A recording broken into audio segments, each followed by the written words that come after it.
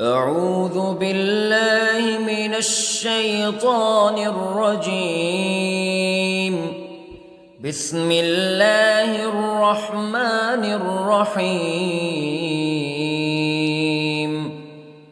الرحمن علم القرآن خلق الإنسان علمه البيان.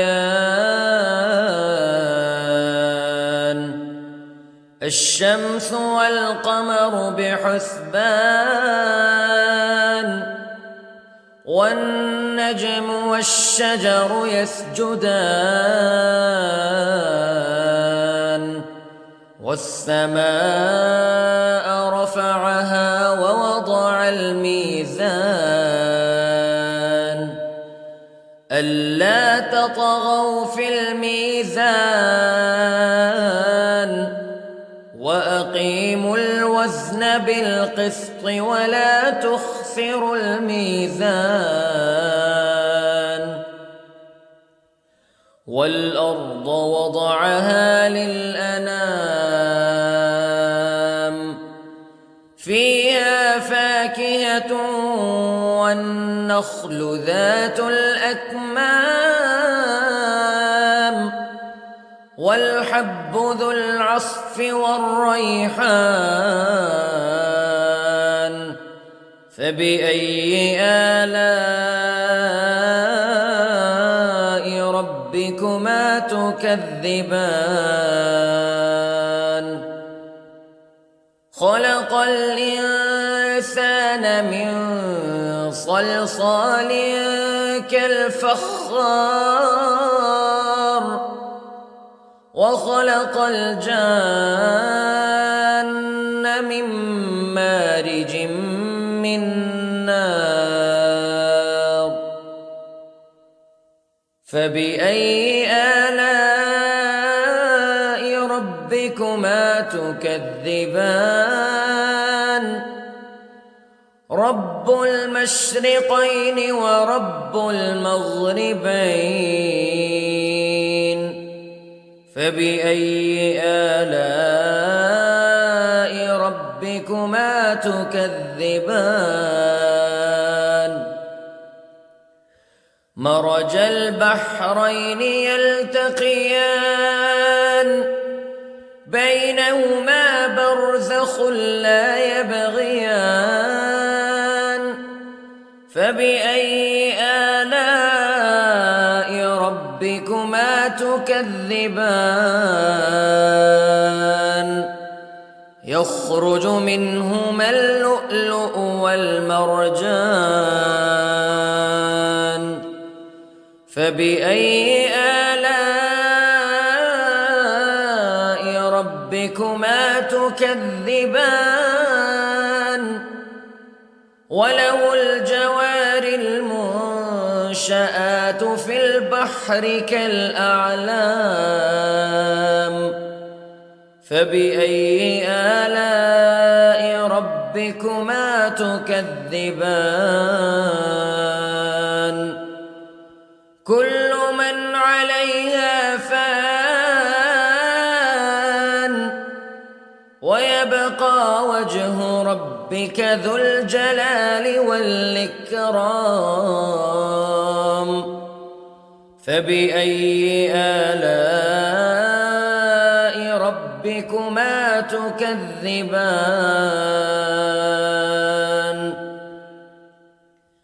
يسأله من في السماوات والأرض كل يوم هو في شأن فبأي آلاء ربكما تكذبان. سنفرغ لكم أيها الثقلان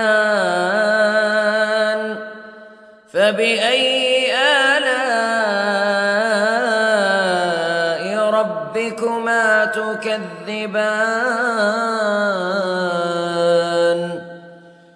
يا معشر الجن والإنس استطعتم أن تنفذوا من أقطار السماوات والأرض فانفذوا لا تنفذون إلا بسلطان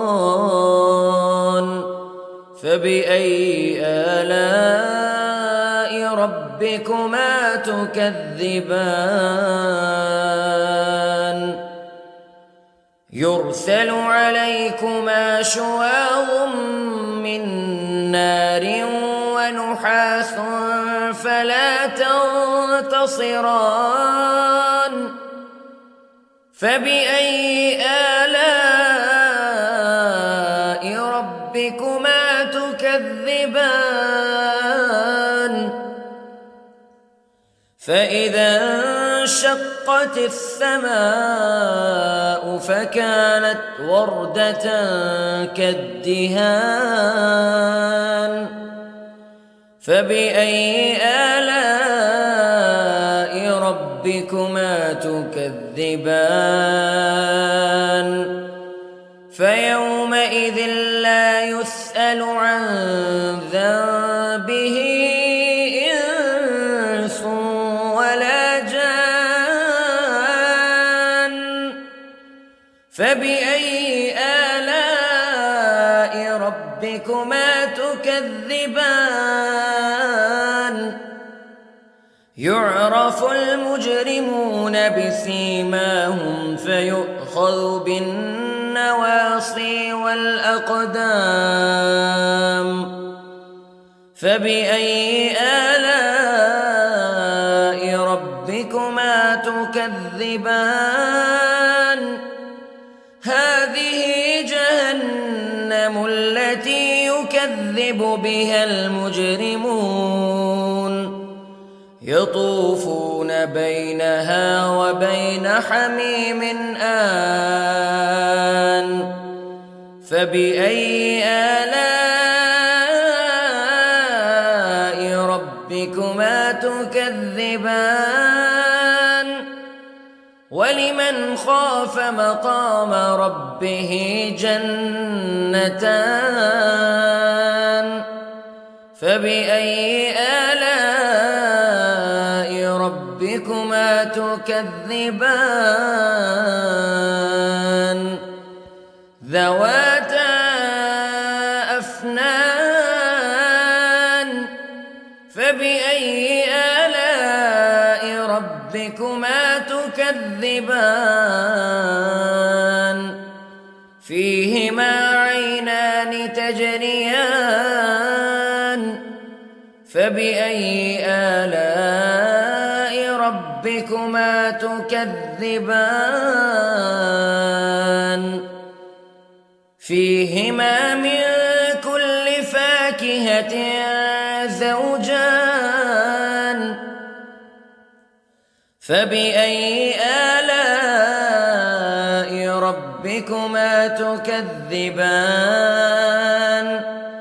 متكئين على فرش بطائنها من استبرق وجنى الجنتين دان فبأي آلاء ربكما تكذبان فيهن قاصرات الطرف لم يطمثهن إنس قبلهم ولا جان فبأي آلاء ربكما تكذبان كأنهن الياقوت والمرجان فبأي آلاء ربكما تكذبان هل جزاء الإحسان إلا الإحسان فبأي آلاء ربكما تكذبان ومن دونهما جنتان فبأي آلاء ربكما تكذبان مدهامتان فبأي آلاء ربكما تكذبان فيهما عينان نضاختان فبأي آلاء ربكما تكذبان فيهما فاكهة ونخل ورمان فبأي آلاء ربكما تكذبان فيهن خيرات حسان فبأي آلاء ربكما تكذبان حور مقصورات في الخيام فبأي آلاء ربكما تكذبان لم يطمثهن إنس قبلهم ولا جان فبأي آلاء ربكما تكذبان متكئين على رفرف خضر وعبقري حسان فبأي آلاء ربكما تكذبان تبارك اسم ربك ذي الجلال والإكرام